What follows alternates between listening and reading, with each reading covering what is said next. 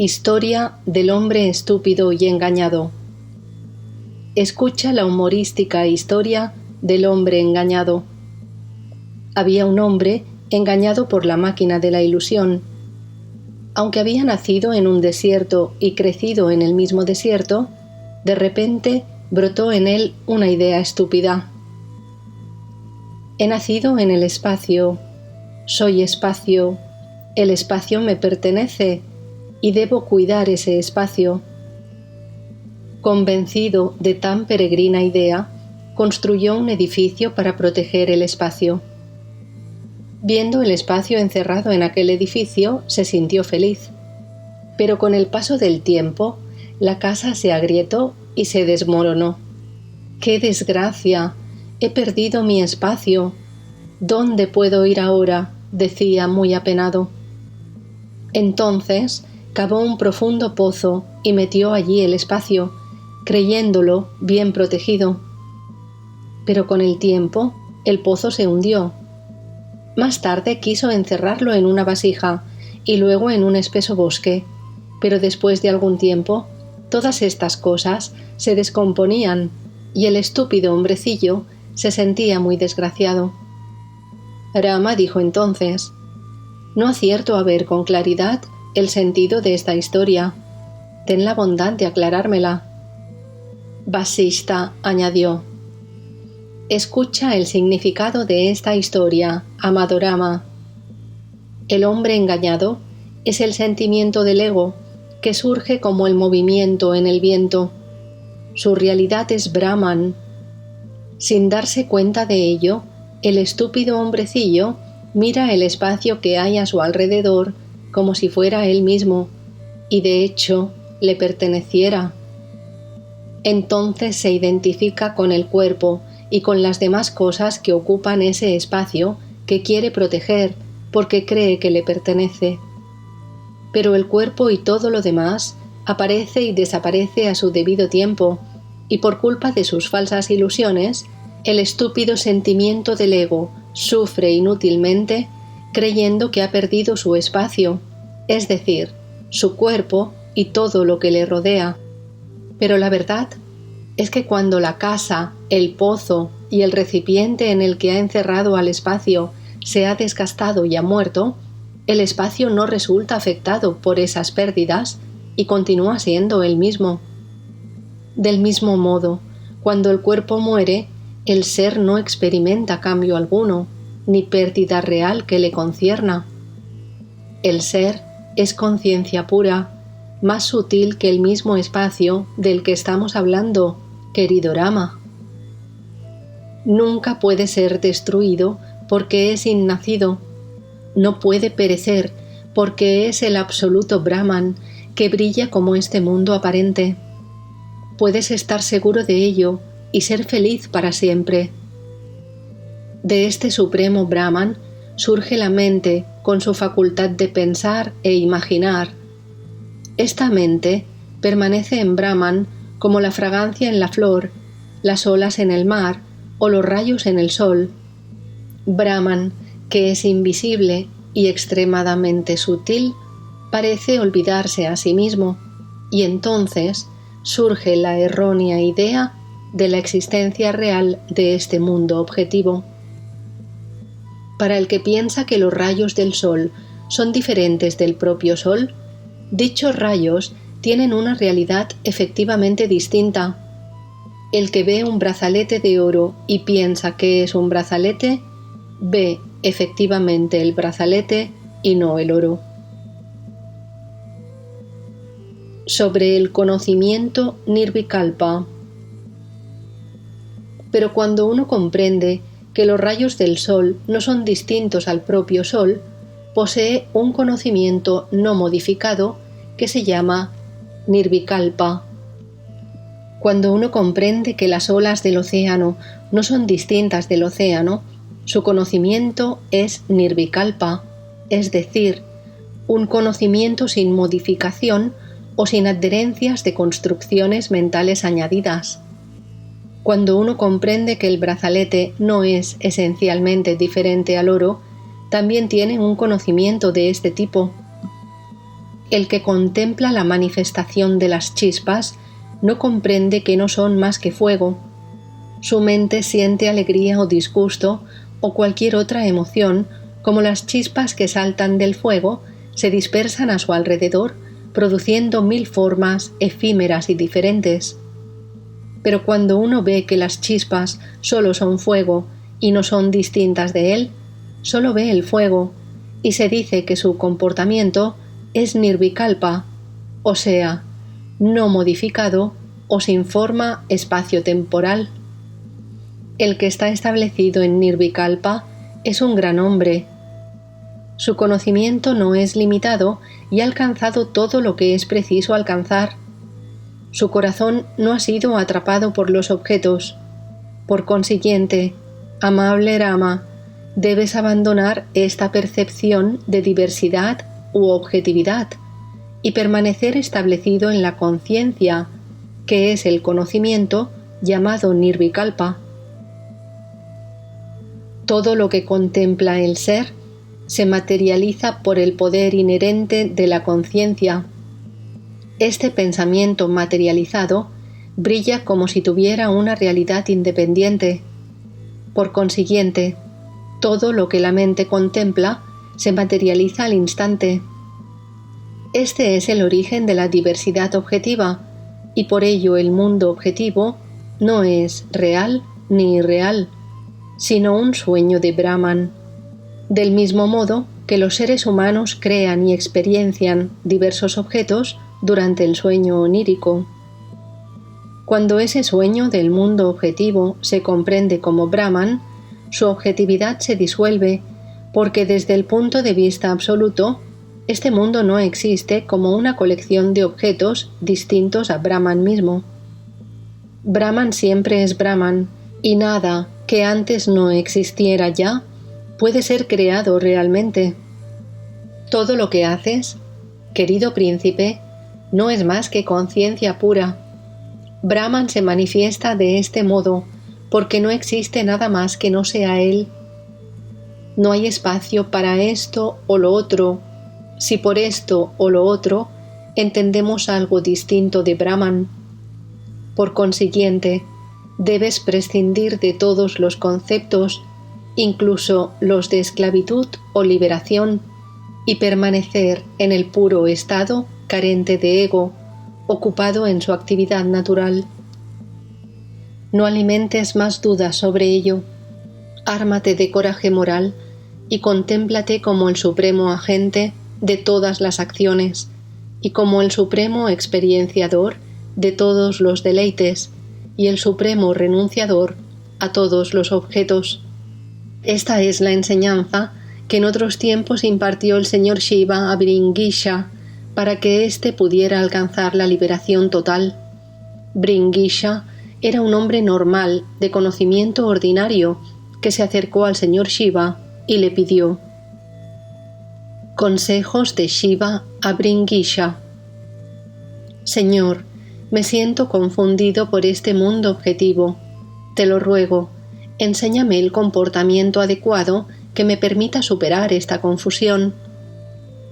El señor Shiva le contestó inmediatamente: No alimentes más dudas, ármate de coraje moral, sé un Mahabhokta, gran experienciador de placeres, un Mahakarta, gran agente de las acciones, y un Mahatyagi, un perfecto y total renunciante.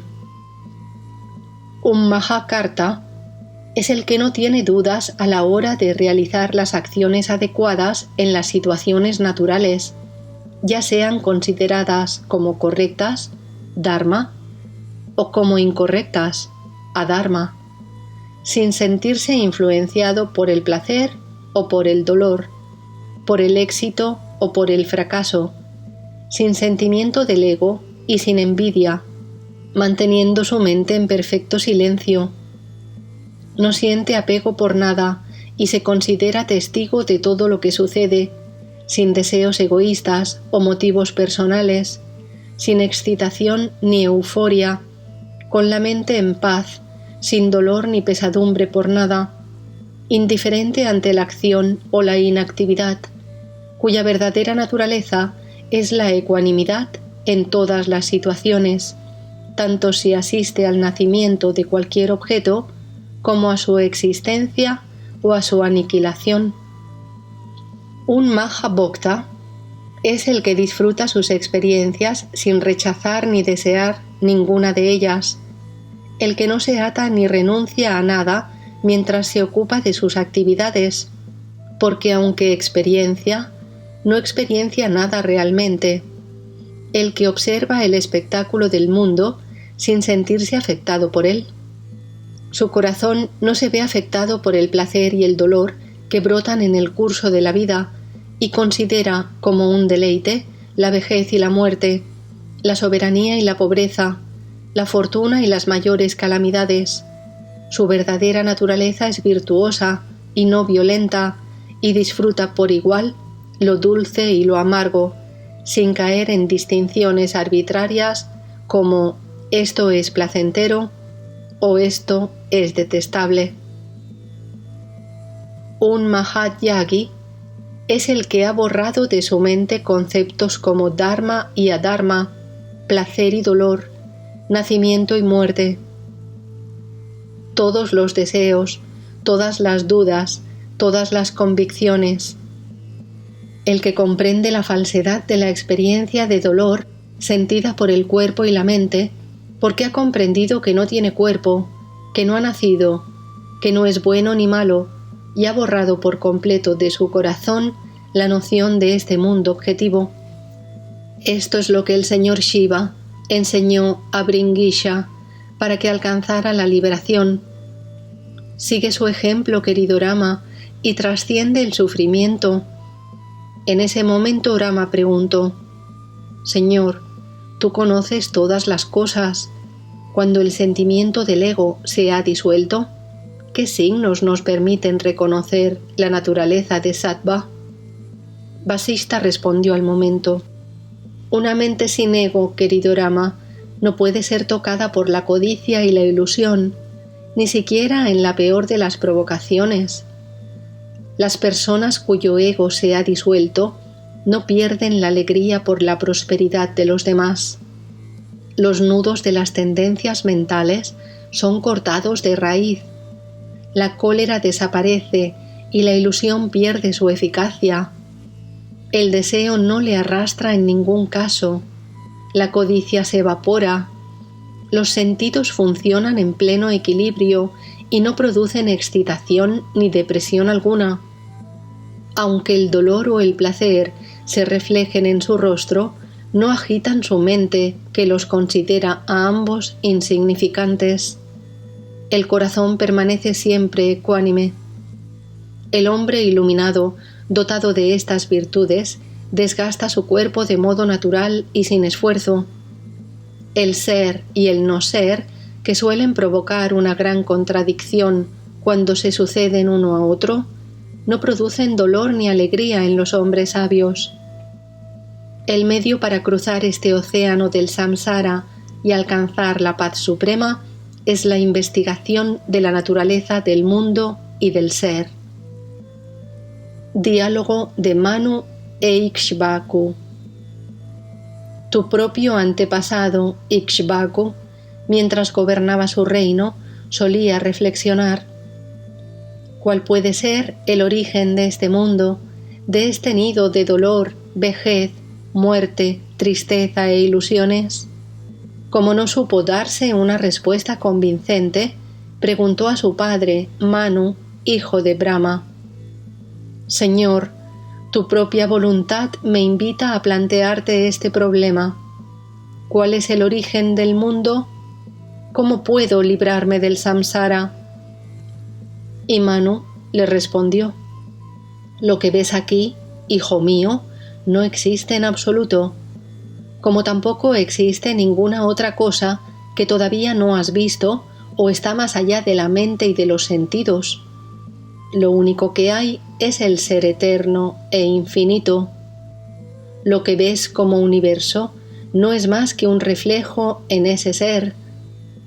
Este reflejo se ve en unos sitios como universo inerte y en otros como seres vivos, a causa de la energía inherente a la conciencia cósmica, que es lo que tú llamas mundo. No hay esclavitud ni liberación, solo existe la conciencia infinita, que no es una ni muchas. Deja de pensar en términos de esclavitud y liberación y queda en paz. Cuando la conciencia pura forma nociones y conceptos en su interior, asume un aspecto individual que es el jiva. Estos individuos merodean sin rumbo en el samsara. En un eclipse, el sol está oculto, pero luego se ve claramente. Del mismo modo, la experiencia pura de la conciencia infinita puede percibirse detrás de la conciencia individual del jiva. Pero este autoconocimiento no se consigue con el estudio de las escrituras ni con la ayuda de un maestro. Solo puede ser conseguido por el propio ser. Considera tu cuerpo y tus sentidos como instrumentos para experienciar el mundo, no como el verdadero ser. La idea «yo soy un cuerpo» es esclavitud, y el buscador del ser debe abandonarla cuanto antes. Si mantienes tenazmente el pensamiento de que no eres otra cosa que conciencia pura, este pensamiento te conducirá a la liberación. Cuando uno no comprende el ser, que está libre del dolor y de la muerte, se lamenta inconsolable, creyendo que está sujeto a las enfermedades y a la muerte. Con tales pensamientos, su ignorancia se fortalece día a día. Libra tu mente de esos conceptos impuros. Permanece en el ser, libre de ideas como esa. Cumple tus obligaciones diarias de gobierno, permaneciendo firme en el estado de equilibrio. El Señor juega con este mundo objetivo y luego lo disuelve en su interior. El mismo poder que da origen a la esclavitud es el que disuelve la creación y finalmente nos libera. Como un árbol penetra y envuelve todas sus partes, tronco, hojas, etc., el ser penetra y envuelve el universo entero. Lamentablemente, el ignorante no lo comprende, aunque está escrito en cada célula de su ser. El que ve que solo hay ser, todo lo disfruta felizmente. Podemos alcanzar esto por medio del estudio de las Escrituras y de la compañía de los sabios, pero este solo es el primer paso. El segundo es la reflexión y la investigación sobre lo que hemos oído. El desapego hacia las cosas es el tercero. El cuarto es la ruptura de los vínculos de las tendencias mentales o vasanas. El quinto es la felicidad, que se deriva de la conciencia pura. En este punto, el sabio vive en un estado parecido al sueño. El sexto paso es el autoconocimiento, en el que el sabio vive inmerso en la felicidad como si estuviera en sueño profundo. El séptimo paso, conocido como Turiya, es la liberación misma, y en él solo hay pureza y ecuanimidad. Más allá de este séptimo nivel es lo que se llama Turiyatita, que es un estado imposible de describir. Los primeros 4 pasos son el despertar. El quinto es un estado de sueño onírico. El sexto es el sueño profundo, porque está inmerso en la felicidad. El séptimo es la conciencia no dual o Turiya. El octavo es indescriptible. El que alcanza este estado se establece definitivamente en el puro ser, carente de la división sujeto-objetiva. Es uno con todas las cosas y no desea vivir ni morir, porque está totalmente libre de individualidad. El liberado puede ser una persona que ha renunciado formalmente al mundo, sannyasin, o un padre de familia, grihasta. En cualquier caso, sabiendo que su mente es transparente y libre, está convencido de que es pura e infinita conciencia. Libre de nociones como yo y los otros, no padece en modo alguno. Esté donde esté, sabe que todo es como es y no sufre por ello. Sabe que el ser brilla en todas direcciones y es eterno. El sabio liberado solo actúa con los miembros del cuerpo, pero su mente y su corazón siempre están en paz. Las otras facultades que adquirimos en nuestra vida se debilitan si no se usan con frecuencia, pero el autoconocimiento, una vez conseguido, crece sin cesar en cualquier circunstancia. La individualidad solo existe mientras dura el deseo de placer, que nace de la ignorancia. Cuando se produce el autoconocimiento, el deseo desaparece y el ser abandona la noción de individualidad y comprende y realiza su naturaleza infinita. Los que mantienen ideas como «este soy yo» o «esto es mío» caen en el pozo de la ignorancia. Los que han abandonado en su mente y en su corazón tales nociones ascienden a niveles cada vez más altos. Es preciso captar el ser autoluminoso que todo lo penetra y envuelve. En el mismo momento en que se capta la omnipresencia de la conciencia, uno cruza el océano del samsara. Todo lo que hacen Brahma, Vishnu y los otros dioses, lo haces tú mismo. Lo que se ve en todo momento solo es el ser o conciencia infinita, y tú eres esa conciencia. ¿Con qué puede ser comparada? Tú no eres vacío ni no vacío. No eres conciencia ni inconsciencia. No eres ser ni otra cosa distinta. Capta esto y mantén este conocimiento con fuerza y decisión. No hay un lugar llamado liberación. Cuando muere el sentimiento del ego, la ignorancia se desvanece. Eso es lo que se llama liberación. El que ha alcanzado la liberación ha superado el sistema de castas y todas las leyes referentes al orden social y a las recomendaciones y prohibiciones de las escrituras, como cuando un león se escapa de su jaula. Sus acciones no son motivadas ni voluntarias y, por tanto, no debe preocuparse por sus culpas o sus méritos. Está más allá del elogio y la censura. No rinde culto a nadie, ni lo recibe. No molesta a otros, ni nadie puede molestarlo a él. Solo él merece ser honrado, glorificado y adorado. La sabiduría no podemos alcanzarla con ritos y ceremonias, sino honrando debidamente a estos hombres sabios. Instruido de este modo por Manu, Ikshvaku alcanzó la iluminación. Sigue su ejemplo, querido Rama. El príncipe preguntó en este punto: si esa es la naturaleza de las personas liberadas, ¿qué hay de extraordinario o maravilloso en ellas? Vasista respondió de inmediato: ¿qué hay de maravilloso en la obtención de poderes sobrenaturales como el de volar por los aires? La naturaleza del ignorante es la ausencia de ecuanimidad. La característica del iluminado es la pureza de mente y la ausencia de deseos. El iluminado no se caracteriza por ninguna característica determinada. Está desprovisto de confusión y de ilusión. En él, el samsara ha llegado a su fin.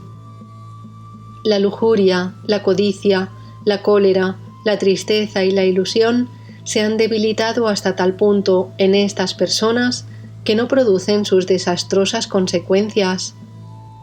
El Señor asume portentosamente la individualidad y se convierte en Jiva. Los elementos aparecen en el cosmos sin ninguna razón aparente que los produzca. El individuo emanado del Señor experiencia estos elementos como si hubieran sido creados por Él, de modo que todos los individuos surgen y actúan sin ninguna razón que los explique necesariamente. Pero a partir de ese momento, sus acciones individuales son causa de las subsiguientes experiencias de placer y dolor. La causa de estas acciones individuales solo es la propia limitación de nuestro entendimiento. El conocimiento limitado es la causa de la esclavitud y la liberación solo es la ausencia de tales ideas y limitaciones. Por consiguiente, querido Rama, abandona tales ideas. Cuando hay algo en este mundo que te atrae, estás esclavizado a ello. Si nada te atrae, eres libre. Hagas lo que hagas y experiencies lo que experiencies, no haces realmente nada ni experiencias nada en absoluto. Comprende esto y serás libre. Todas estas ideas existen en la mente. Somete la mente con la mente. Purifica la mente con la mente. Destruye la mente con la mente. Los que saben lavar la ropa quitan la suciedad con otra suciedad. Una espina se saca con otra espina. Hay venenos que sirven de antídoto contra otros venenos. El jiva tiene 3 formas o cuerpos: la densa, tula, la sutil, linga, y la suprema, karana. La forma densa es el cuerpo físico. La forma sutil es la mente con sus ideas y limitaciones. Debes abandonar ambas y recurrir a la forma suprema o causal, que es la pura realidad, la conciencia inmodificada. Este es el ser cósmico. Después de rechazar con decisión las 2 primeras formas, permanece firme en esta última. Rama preguntó entonces: por favor, descríbeme el estado turiya que subyace a los de vigilia, sueño onírico y sueño profundo, sin ser reconocido en ellos. Vasista respondió con amabilidad: este estado puro y ecuánime, desprovisto de ego y de no ego, que no es real ni irreal, se conoce como turiya. El cuarto es el estado del sabio liberado. La conciencia testigo que no sufre división ni rotura alguna. Es diferente al estado de sueño y de vigilia, que se caracterizan por el movimiento del pensamiento. También es distinta al sueño profundo, que se caracteriza por la inercia y la ignorancia. Cuando se abandona el sentimiento del ego, brota el estado de perfecto equilibrio en el que Turiya se manifiesta a sí mismo. Ahora quiero contarte una leyenda que puede favorecer tu sabiduría, aunque ya estés iluminado. En cierto bosque vivía un gran sabio, al que se acercó un cazador y le preguntó: Historia del ciervo y el cazador. Señor, he herido a un ciervo con mi flecha y ha huido. ¿Puedes decirme qué camino ha tomado? El sabio le contestó: Somos hombres santos que vivimos en el bosque y nuestra naturaleza es la paz. Carecemos de ego. El ego y la mente, que hacen posibles las acciones sensibles, han muerto en nosotros. No distingo la vigilia del sueño onírico, ni del sueño profundo. Estoy siempre establecido en Turiya, en donde no se ve objeto alguno. El cazador no pudo comprender bien las palabras del sabio, y siguió su camino. Te he dicho, querido Rama, que lo único que hay es Turiya, la conciencia inmodificada que existe en soledad. La vigilia, el sueño onírico y el sueño profundo son estados de la mente. Cuando estos cesan, la mente muere y lo que queda es sattva, lo que todos los yogis esperan alcanzar. La conclusión de todas las escrituras es que en realidad no hay ignorancia, avidya, ni ilusión, maya, y solo existe Brahman. Algunos lo denominan vacío, otros conciencia pura, otros el Señor, y suelen polemizar entre ellos con múltiples argumentos. Abandona estas nociones, querido Rama. Permanece en nirvana sin movimiento mental alguno, con la mente atenuada y la inteligencia en paz, como si fueras sordo, tonto y ciego. Abandona todas las cosas en tu interior, pero ocúpate en el exterior de las tareas adecuadas. La existencia de la mente es la felicidad y la desgracia. No siendo consciente de la mente, deja que estas consideraciones desaparezcan por sí solas. Permanece inafectado por lo atractivo y por lo repulsivo. El samsara puede ser superado con el esfuerzo personal. No siendo consciente del placer ni del dolor, ni siquiera de lo que hay entre ellos dos, superarás el sufrimiento. Por este pequeño esfuerzo personal alcanzarás el infinito.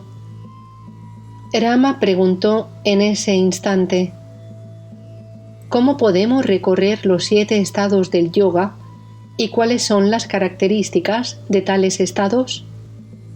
Vasista respondió amablemente: